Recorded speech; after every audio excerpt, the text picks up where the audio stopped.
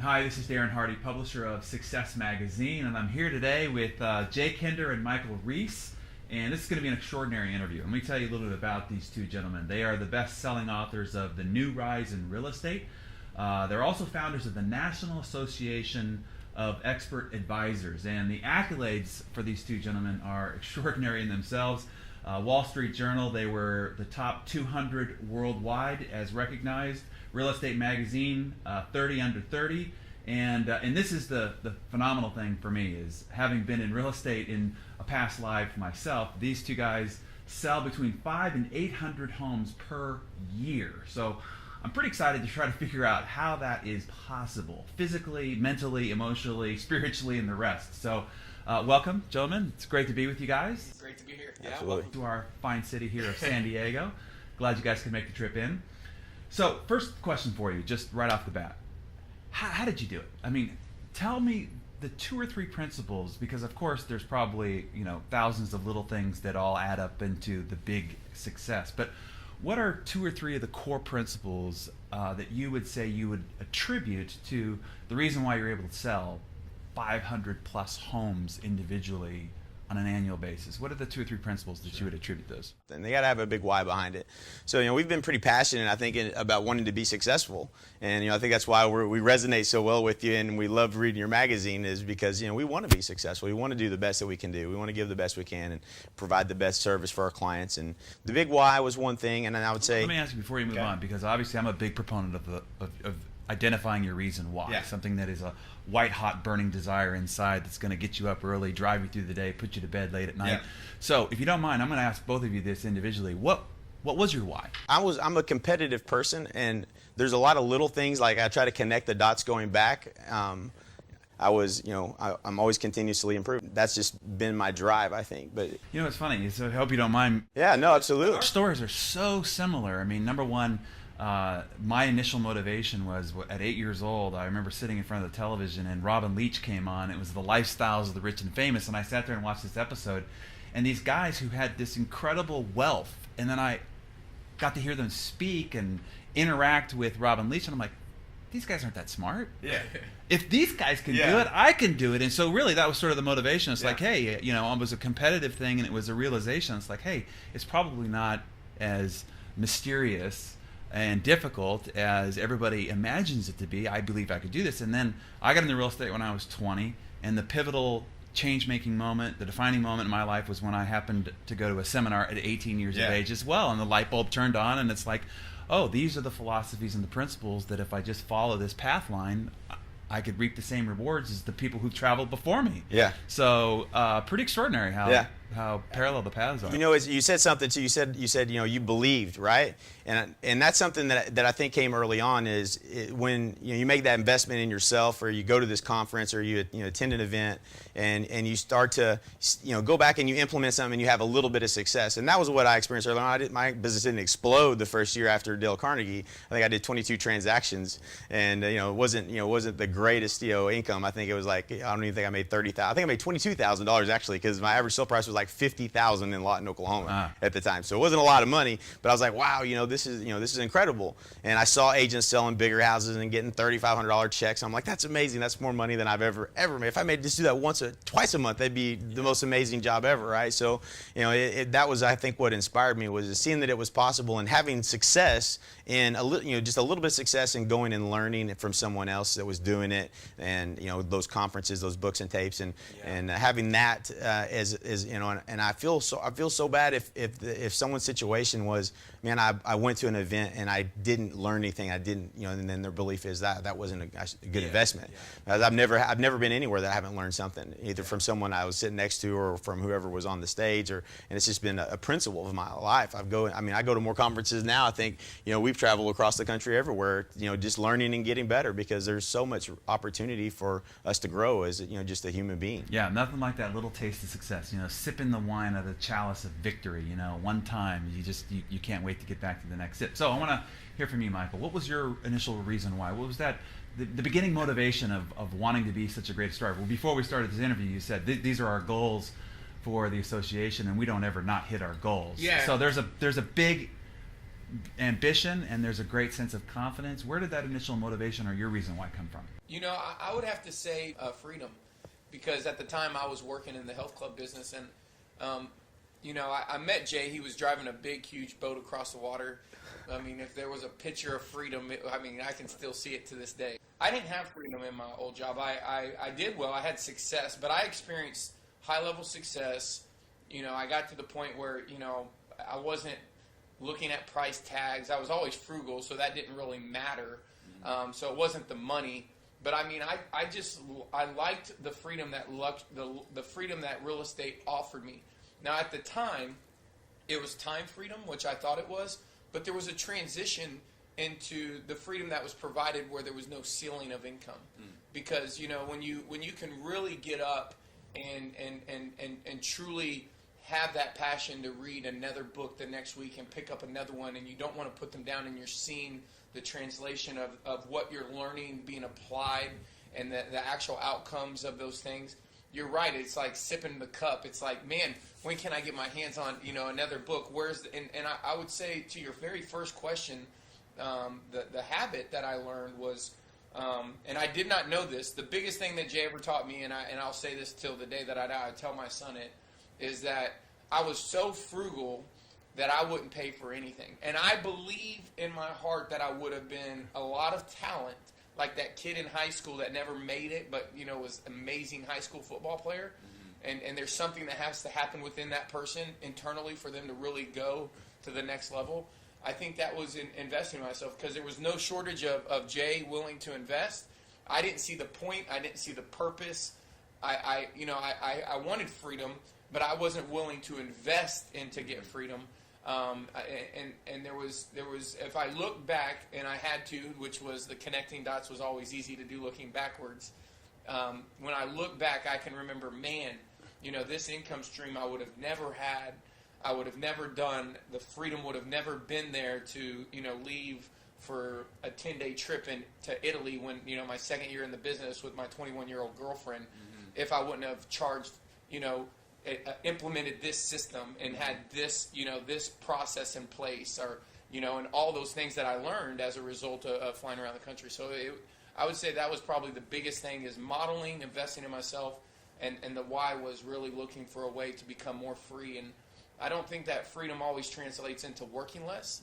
It's into doing something that you really love, where you never feel like you're working. Having a choice. Yeah, when we hopefully we'll get into this a little bit later, because you talked about it being time freedom, the real estate business. I experienced exactly the opposite, where it was crushing my time, obligation. But you guys have done in real estate, where let's say you evolved it to a point where you've created systems that allow you to have a lot more control and a lot more freedom on your time, so that you get the benefit of both the unlimited income as well as some control on your time and mental and emotional resources. So I want to get to that a little bit later, but I want to get back to the 3 points. So you'll notice that I'll keep all the loops. We'll close all the loops. So number one is the reason why. What do you think would be another principle that you'd attribute the success to? I would say in my business specifically, not necessarily on the personal side. I think the personal side is extremely the most important, which is why I love your book, The Compound Effect. I think that's literally the holy grail. If you read Darren's book, and you'll get it, and if you just follow those principles in life, you'll be successful. And I found myself many times like nodding my head as I'm reading, like, gosh, that is so true. I see that.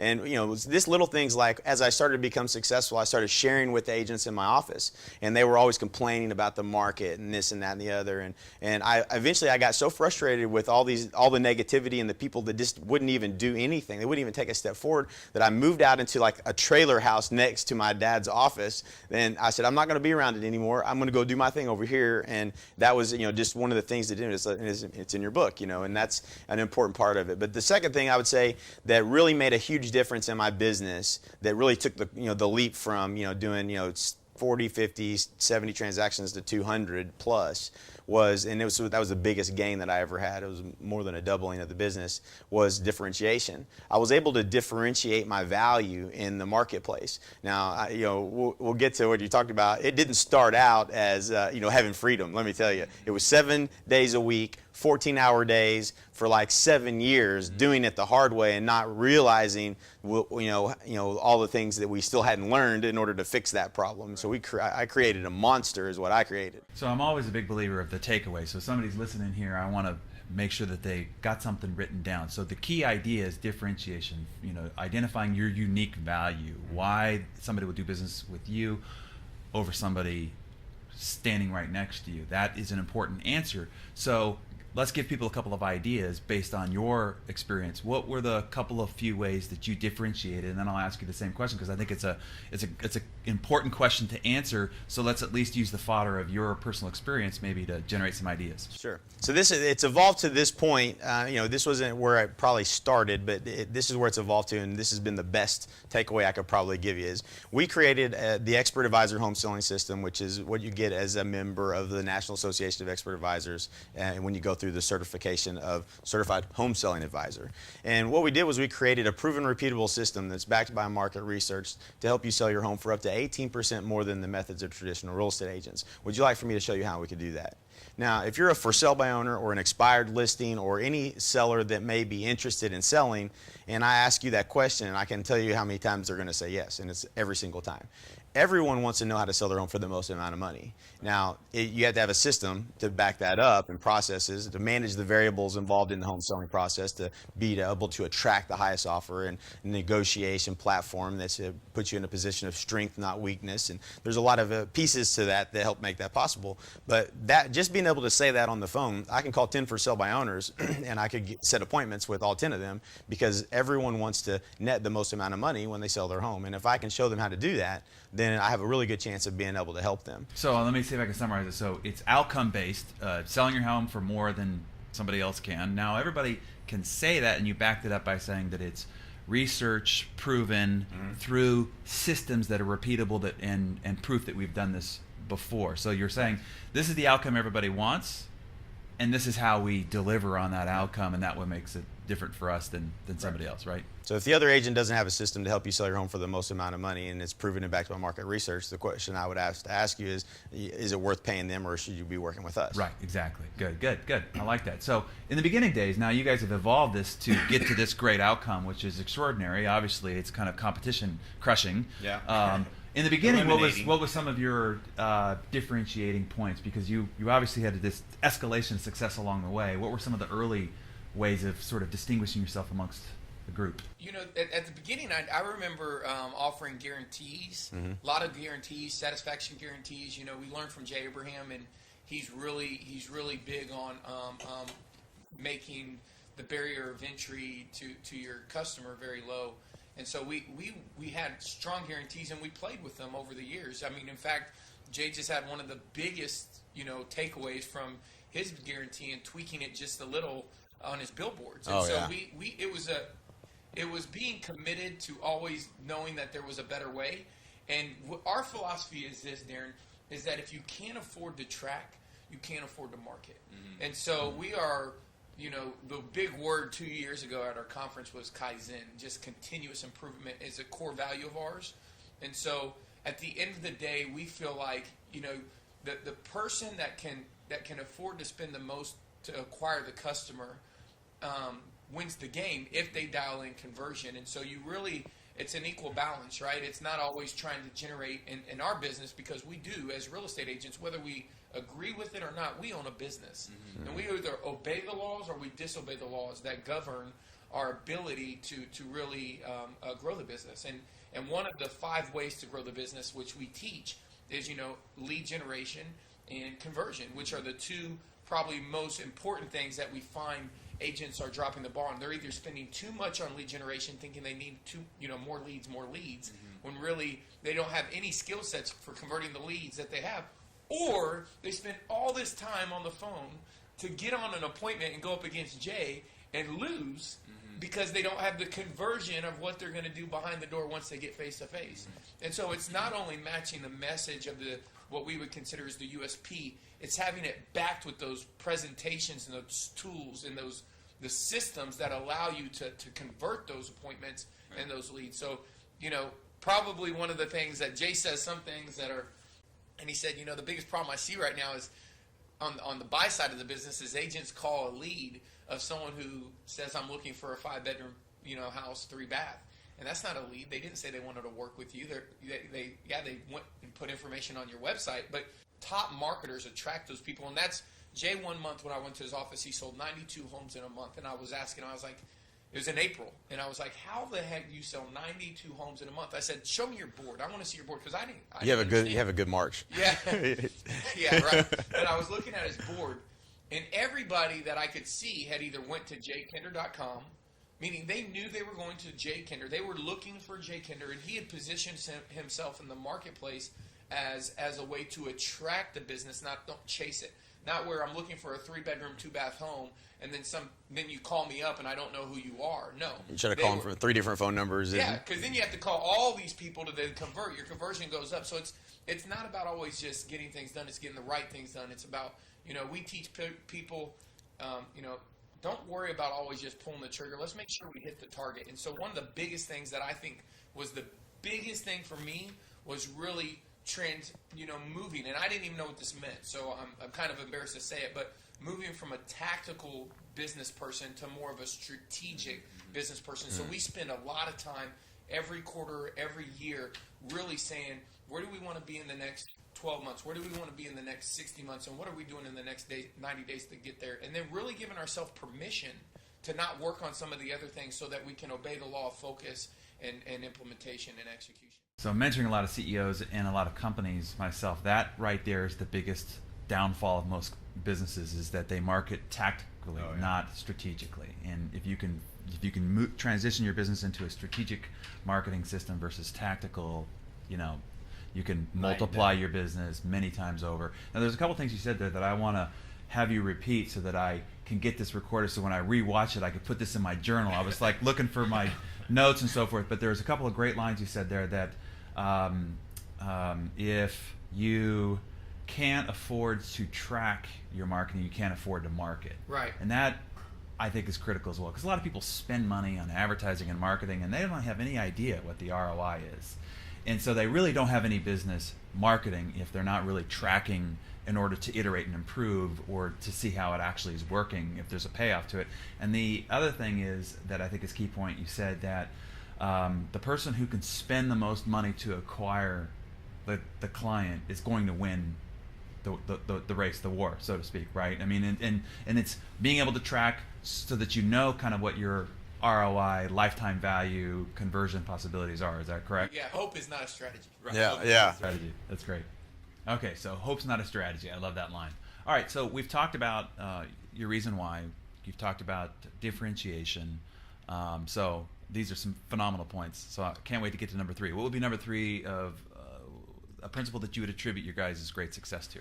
Yeah, there's no question. I think we should have 6. We should have 3 different ones, because strategy is the most important. And we say it all the time, is we really can't lose if you're strategic. You really can, and it's something that we adapted really from Jay Abraham, and then we learned from Vern Harnish and Gazelles. We coached with them. We coached with Action Coach. We eat our own dog food here. So we've really evolved and gotten a lot better. And it's even with the Elite Forum with Infusionsoft, and we work closely with those guys there, and have had a tremendous growth in learning and how to be more strategic. And you get to the end of a quarter and you're like, hey, did we get all the things done we said we were going to do? And I think most, and I look back at my own personal experiences. I used to go to the office and I did not have absolute certainty that I was working on the right things in the right order that were going to get me where I wanted to go.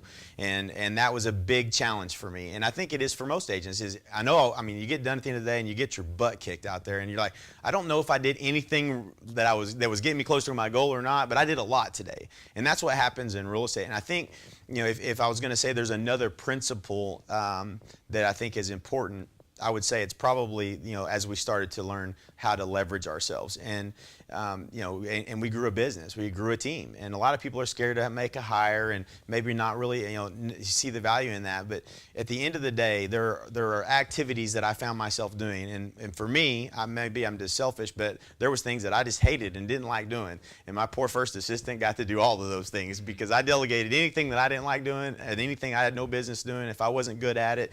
And I didn't realize what I was doing at the time.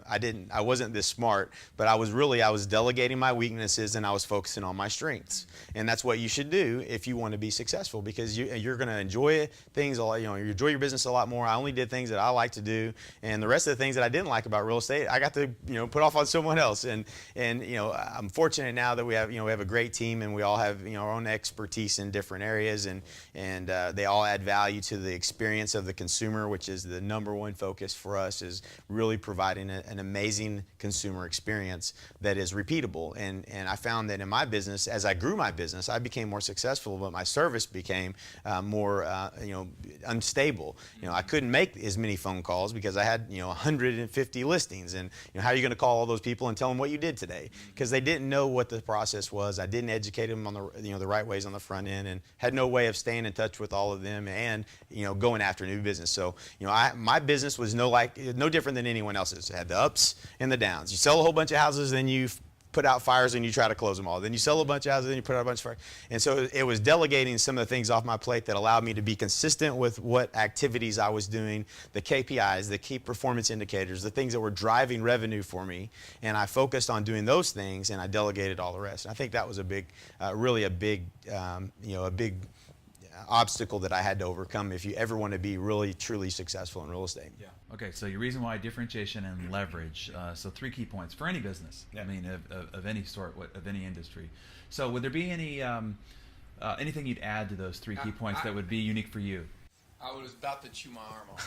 Yeah, I can see him. I can see it. I knew that this question was coming, and I would have to say core values. Oh, yeah. Because Wow. I knew you would say that. I knew it. Cha-ching. Because core values was it's something that I'll never forget. That there was times that I kept people on the bus. I'll never forget. We rented a really nice, probably the nicest hotel room. I think they said P. Diddy was in the room next to us opening up the club that night. I mean, we kept looking out the door every time that and we were in this really nice place for strategy to get away. And we focused on culture, creating a culture. And I'm just going to give you kind of a longer answer, but delivering happiness we really came to the conclusion that one of our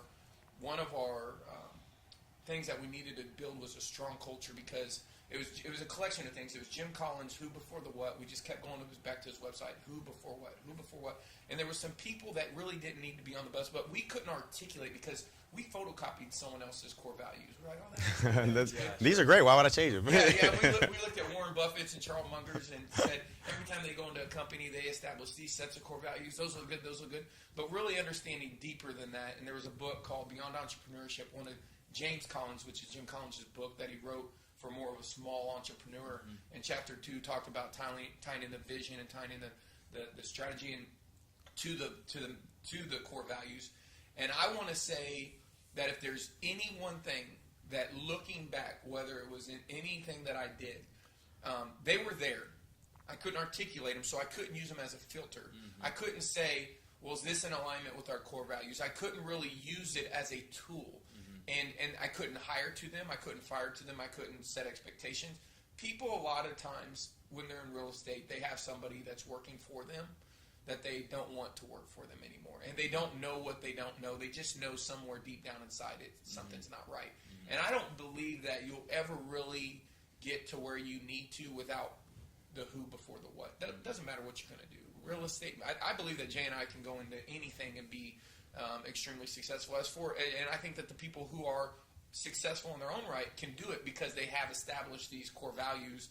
And I believe that that's that filter. When you're going through strategy and things that come up, we said no. Jay said yesterday, we said no to a lot of money. Mm-hmm. And he said, man, it's weird to say no. I mean, we didn't even give it any thought. Mm-hmm. I had already kind of said no, and he didn't really hear it till the end, and I was kind of running it by him just to, hey man, I know I said no to this, and I think it was the right decision. What do you think? We're on the plane. He kind of looked at me later. He's like, it's kind of nice to say no to money. Mm-hmm. And we did because it was in a line. It wasn't a line. We don't teach things that aren't proven. And there's core values that we operate when it's dealing with the agent community and making sure, and then internally running the business. And so I think my biggest two, and I'm takeaways and you asked for one, but it's and I read on HBR, Harvard Business Review, how you have to have the core values in order to establish the culture, and it's almost like the kinetic chain. They're attached in a way, and so I think how those two are connected was probably the most important, because when you run a business and you take the step from going from solo practitioner to a team, the biggest obstacles, which is success is just as hard to deal with as failure, is if you don't have culture and you don't have core values, it's really, really hard to scale and grow. So before we move on to the next question, which I'm curious about as well, is there anything to add to this, subtract to this, or to alter before we leave? Because I think we've already given some phenomenal information for people to think about, not only in observation of your success, but to dissect into their own world and say, hey, am I really living in alignment to my core values? Do I know what my core values are? Am I using it as a filter? Am I properly leveraged? Do I know sincerely what my passionate reason why is? Have I found my unique value in the marketplace? And just going back and sort of answering those questions, I think could be the day that changes your business forever, right? Yeah, so this has been great. Anything to add before we move on? I think the one thing that we would have to say is, when it comes down to everything that we do, we have a very disciplined focus on the consumer's experience and how we create these systems in a way that really truly positions not only us as expert advisors, but gives us that leverage to be able to really truly help and advise our clients. And it's frustrating to me that this industry, the average agent only sells 6 to 8 homes. And I just know from experience that it legally, to handle a short sale right now, the only person that's really legally allowed to charge and help for doing a short sale is a real estate agent. And there's no training whatsoever that's required to be a real estate agent and do short sales. And it's one of the most difficult processes I've ever experienced. So to me, it's important that you focus on the consumer's experience, and how do you make that consistent in your business where they get the same service, the same advice, the same they understand their options, and more importantly, it's important that they view you as an expert advisor so they listen, because I can't tell you how many times that I've gone on an appointment and lost a listing to someone that overpriced that home. And I know in my heart of hearts what's going to happen is that family is going to go into foreclosure, and at some point that family is going to have to go back to the back bedroom of that house and tell their kids that they lost the home, and they're going to have to move. And that's something that this should never happen. And it's because a weak agent that only sells, we call them AFAs, we call them average frustrated agents, goes in, and because they want to win the listing, overpriced, and because they were using hope as a strategy as a homeowner, well, maybe this guy's right, or maybe this lady's right, maybe she's right, and it'll sell for that. And you end up losing the house, or you don't accomplish your goals, or you don't get to sell and move up to the house of your dreams, or whatever the case may be. But we're just very focused on making sure that we're positioned in a way that people will listen to our advice. And I think that's important if you're going to be a professional in this business, that you have to be an expert advisor, because if you're not, you're therefore devalued by the rest of the commodities of these real estate agents that are going in with no value. So that actually is a perfect transition into asking this next question. You talk about knowledge, experience, becoming an expert advisor. So why did the two of you start the National Association of Expert Advisors? What's its purpose? Kind of what's its mantra? What are you out to try to accomplish by form this association? It's Will Smith. One of my favorite quotes is Will Smith. He's got a little video that somebody put together online, and he says, at first you don't set out to build a wall. He goes, you set out every day to lay one brick as perfectly as possible, and soon you will have a wall. And I think that was kind of how we've kind of evolved through this. We did this because people were reaching out to us, wanting us to help them with their business, and we loved doing it. So then we ended up getting moving a little bit out of doing real estate day to day. We still have our businesses to this day, and they run successfully. But we're coaching, and now we're coaching people, and then now we were a coaching company. Kinder Reese is the company that most people probably know us from, because we've been growing quite a bit in the industry as successful coaches, and just teaching on our systems and what we did to grow our businesses. And if we did it, you can do it. And I think it's interesting. We came to the conclusion that the biggest challenge that our clients have, all of our clients, was implementation. And it wasn't because they didn't want to. It was because they were just like we were. They didn't have the resources. I can't build the squeeze pages. I can't do the marketing. I can't do all these things in order to create a magazine tear sheet that positions you as an expert advisor on the cover of a magazine. I think I spent like $4,000 to do that. And for us to be able to create a template that one time as a member you can just hit a button and order yours and just upload one photo or two photos and it's done is a very unique benefit.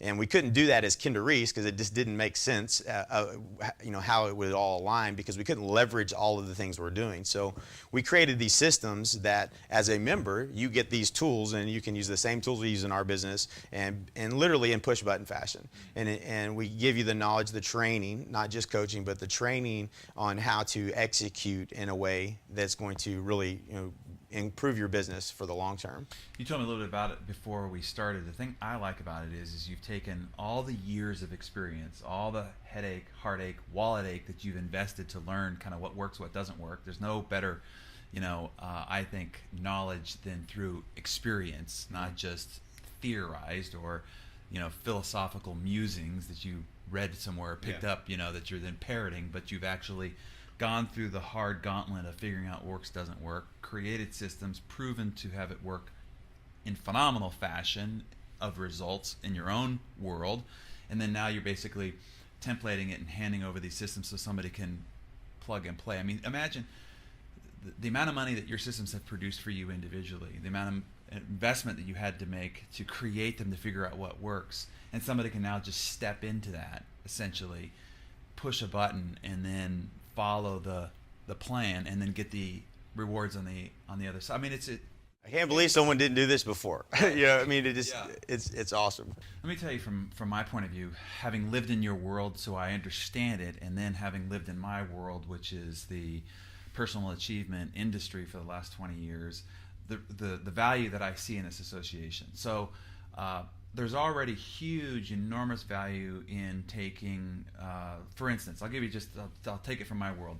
So the last 20 years I have had almost unfettered access to the greatest achievers in the world, given the fact that I've been published in Success Magazine. I've run a television network that distributed success material, so I've had them all on my TV show, I've had them in my magazines, I've had them in my audio programs. So I've got a chance to be knee to knee with almost anybody you can imagine and then draw out their best ideas. Well, I mentor CEOs that run high-performing companies, and I'm able to take 20 years worth of knowledge and insight and distill it. So they don't have to go through 20 years worth of knowledge. They don't have to spend hundreds of thousands, if not millions of dollars to sort of try to ferret out and get access to this information. In a few days, they can get the best of the best distilled. I mean, I wish somebody had done that for me. It saves you 20 years and hundreds of thousands of dollars. But that's one level of what you're doing here. You're taking all the knowledge and experience that you've ever collected, and like you said, I mean, you've taken the coaching programs, you've been to the high-end seminars, you've collected the expensive knowledge and figured out what works, what doesn't work, and now you're going to distill that knowledge and hand it over to somebody that is in the industry. That's one level of value. The other level of value is the systems. So a lot of people, they get the knowledge, but they don't know how to apply it. Or they might not be, they're salespeople, or they're entrepreneurs. They're not system-oriented people, or they're not the functional, effective marketing tracking minded people. And so they're all amped up and they got the knowledge, but they don't know really the execution systems and strategies to make it work. So inside the industry that is that you guys are training experts in, you have systems and tools to take the knowledge and insight that they have garnered inexpensively and in compact form, as you said, the short course, I call it the cliff notes of knowledge and insights, and then you're providing them the systems to actually execute on it. And that, I think, is a massive advantage. Having been in your world and the process that I went to try to gain the knowledge, and then the process I went through with the trial and error of trying to apply it and trying to create systems and learning along the way, it's very messy. It can be sometimes financially bloody, emotionally crippling. So if all that could be short course, I mean, if you took out, like you said, you're going to help winners win easier, faster, bigger.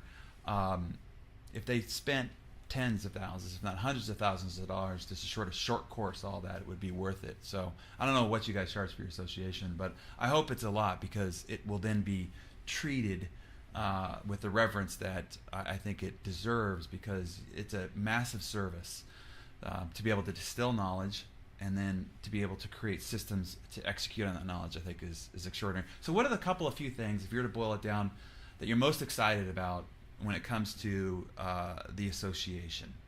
That if somebody, there's all this massive value that you guys are creating, but here are the 2 or 3 things that you think are the most exciting from your vantage point. I would have to say one of the most amazing technologies that we've ever come across is Infusionsoft, and NAEA created a version, or they were actually exclusive in the real estate industry with it, and it's by far connecting, all of that knowledge with the system, done for you, complete. And I'm not excited. I'm not just excited for everyone who's going to get to experience that. I'm excited for my business. Okay, I mean, it is going to change the way we do business, and we haven't really got to share with everyone. And at this upcoming event, the Exponential Growth Summit, everyone's going to really see this thing humming.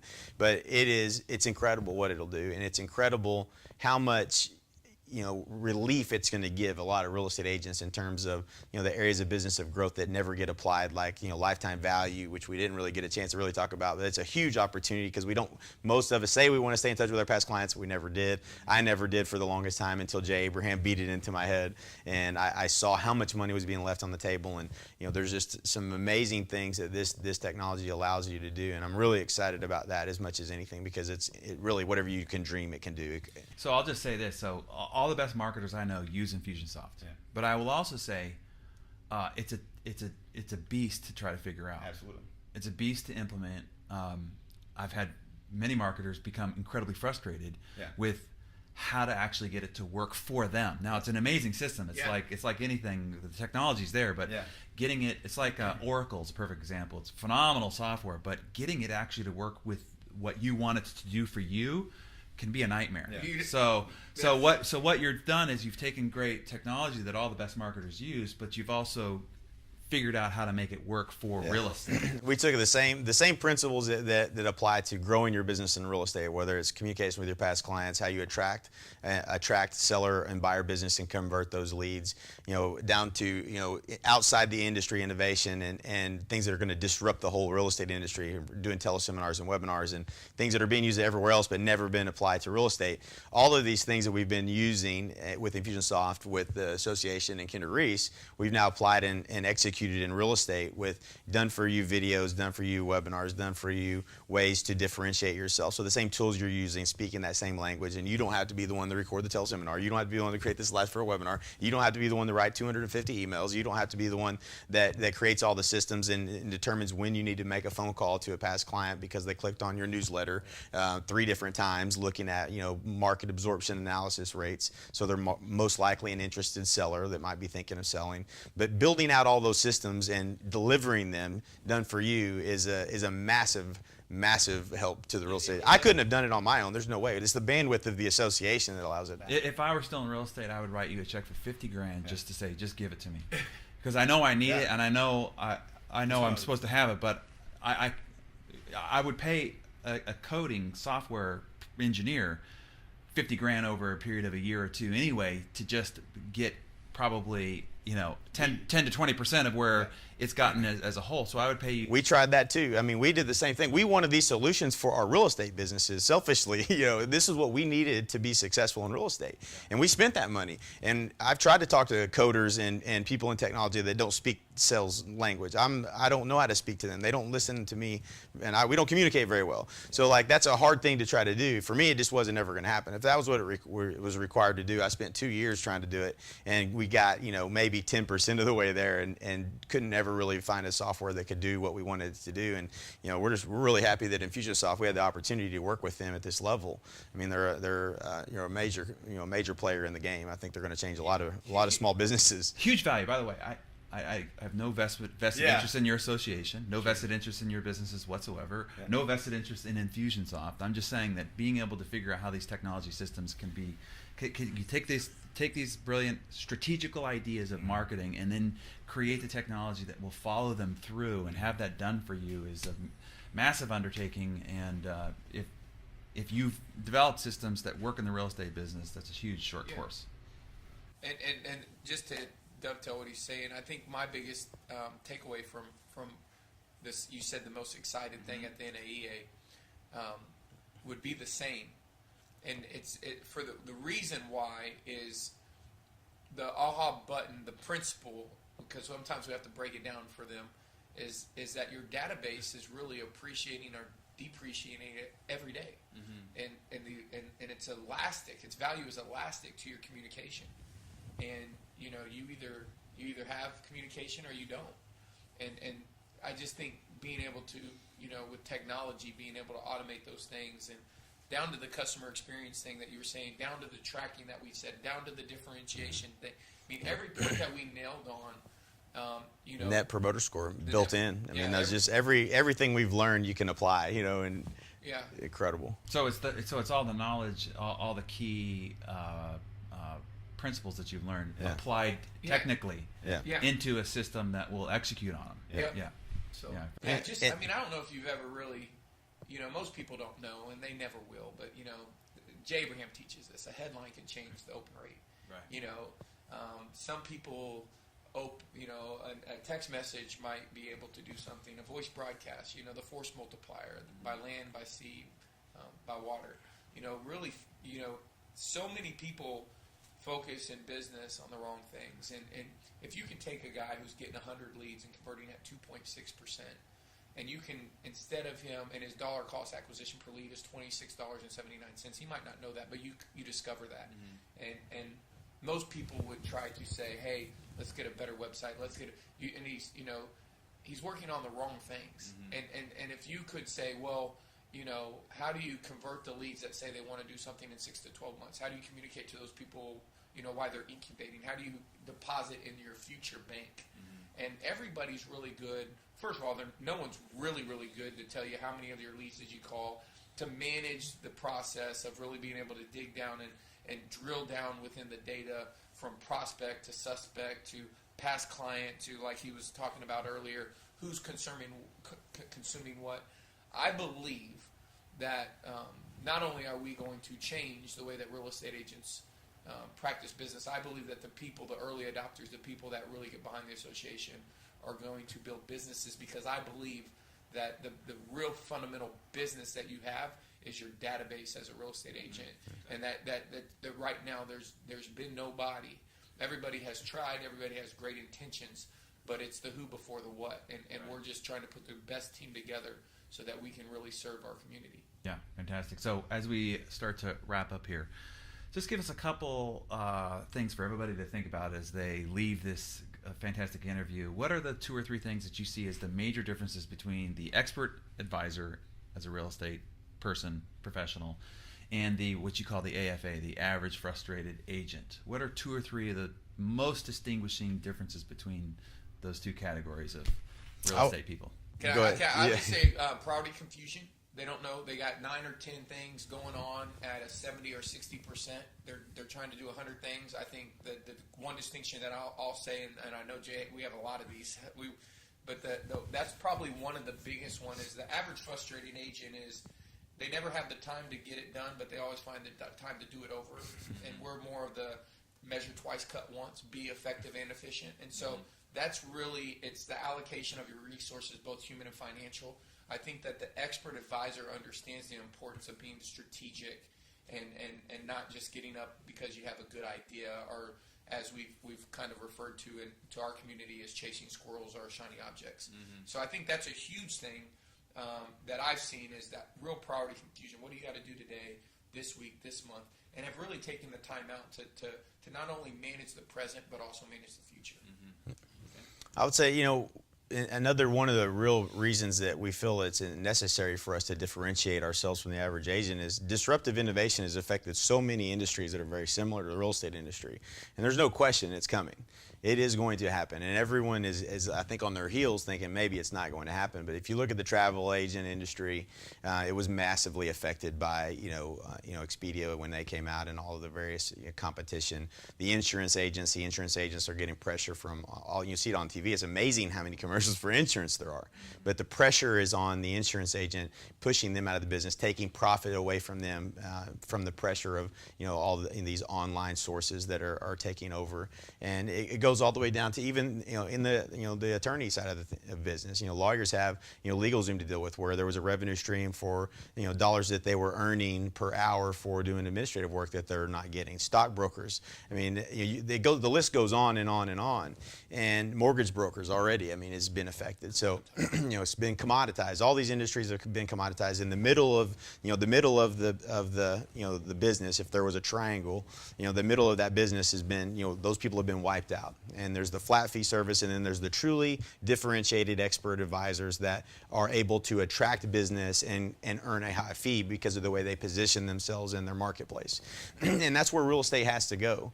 And if you truly the truly one thing I think that I take away from people that are the most successful are people that take action. And at the end of the day, you may miss the mark a little bit, but you're moving forward every day. You're always trying to get better. And I think if there's one thing that I would say, that if you want to survive in this industry and you don't want to end up being an AFA or out of this business and the threat of having to do something different, which many people in those other industries are now doing, then you have to take action. You have to take massive action towards being positioned as an expert advisor. And it's something that's important if you want to survive. Perfect. That's a great way to end it there. Action. Take massive action. So for those that are watching here, take some of the key ideas that you implement, that you heard, and get an implementation plan starting today. Jay, Michael, it's been a delight to be with you. I can't wait to watch this interview again myself so that I can go back and take all the notes of great things that you guys have espoused. So thanks so much for being with us. I'm Darren Hardy, publisher of Success Magazine, and thank you for being with us as well.